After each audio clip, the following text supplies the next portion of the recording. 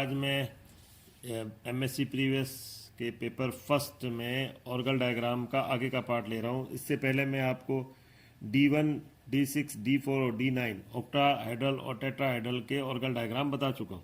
अब यहाँ हम जो ले रहे हैं वो है हमारे पास D2, D8 और D2 का तो ऑक्टाहेड्रल एंड D8 का टेट्राहेड्रल।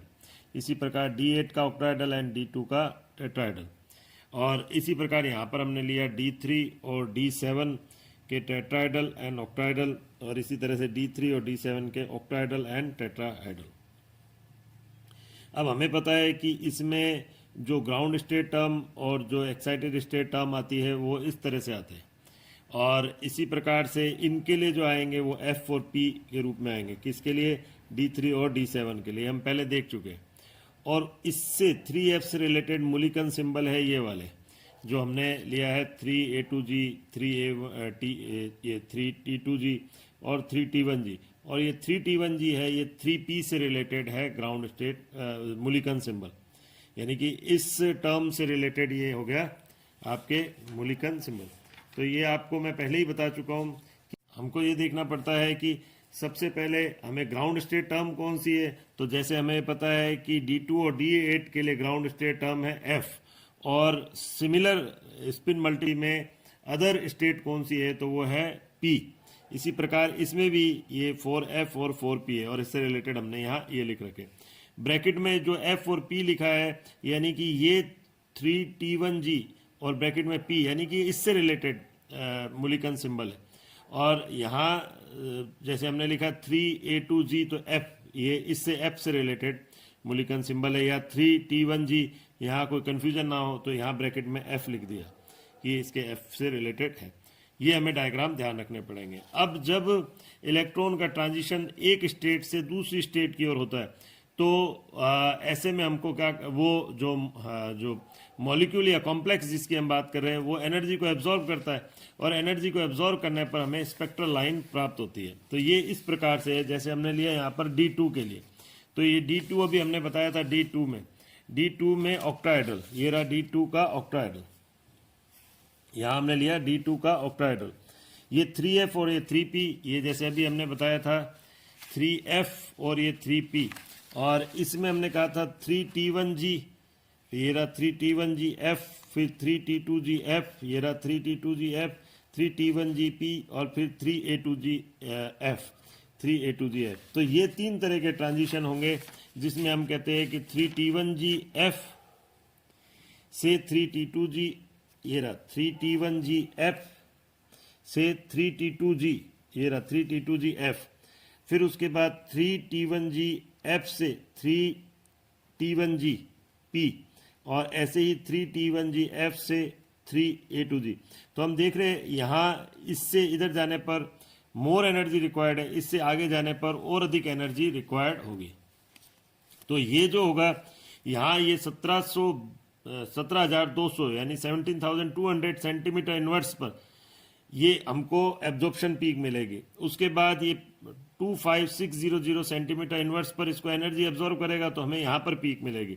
और इसके लिए इस प्रकार के ट्रांजिशन के लिए, यानी ये वाले लास्ट वाले के लिए, यहाँ इसको कितनी एनर्जी रिक्वायर है? 3600 सेंटीमीटर इनवर्स, यानी हाईएस्ट एनर्जी रिक्वायर्ड है। तो ये यूवी रीजन में आएगा, जबकि ये दोनों कहाँ पर आएंगे? ये विजिबल रीजन में आएंगे। तो इन दो की तो पीक हमें मिल जाएगी, लेकिन इसकी हम पीक यहाँ पर नहीं दर्शा रहे क्योंकि ये यूवी रीजन में। इसी प्रकार से हमने लिया टेट्राहेड्रल के लिए। अब टेट्राहेड्रल के लिए भी हमने कहा था ये इस प्रकार से होगा, ये रहा टेट्राहेड्रल। ये हमने कौन सा लिया यहाँ पर? यही सेम टेट्राहेड्रल, या A2, ये रहा 8, ये 3F के लिए, ये इस प्रकार से हमने यहाँ पर दिखाया है। टेट्राहेड्रल में यहाँ पर करा है 3A2F से 3T1F और 3A2F से 3T1P और 3A2F से और 3T2F, ये रहा यहाँ पर। इसको मैं इधर भी डायग्राम में दिखा देता हूँ। ये रहा 3A2 से लेकर हमने क्या कहा है 3T1, तो 3T1 ये रहा, और फिर 3A2F से 3A2 और F से ही वापस, ये तीनों 3A2F से ही होंगे। ये रहा, ये रहा और इस तरह से 3। तो ये 3A2 से 3T2, 3A2 से 3T2, 3A2 से 3T1, 3A2 से 3T1 और 3A2 से 3T1P वाला, ये रहा 3T1P वाला और 3T1F वाला। तो अब यहां पर हमें देखना है वही वापस, इसके लिए एनर्जी किसके लिए सबसे कम रिक्वायर्ड होगी, इसके लिए A2 से T2, A2 से यहां पर A2 से T2F के लिए सबसे कम एनर्जी रिक्वायर्ड।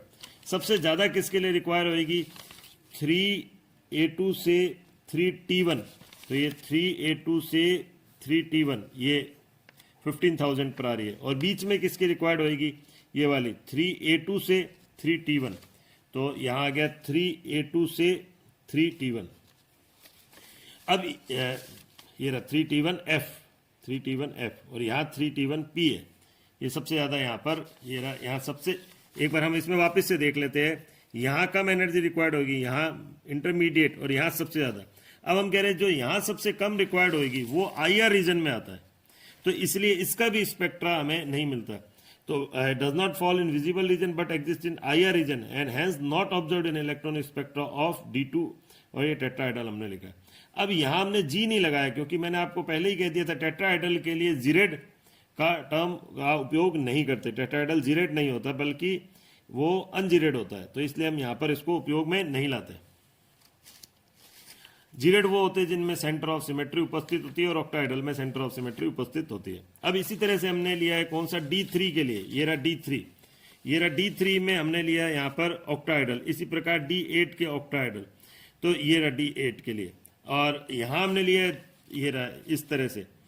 अब ये T1 से T2, T1 से T1 और T1 से A2G, ये रहा, ये हमने लिया है ऑक्टाहेड्रल के लिए। तो हमने करा है ऑक्टाहेड्रल के लिए, ये रहा ऑक्टाहेड्रल D3 ऑक्टाहेड्रल।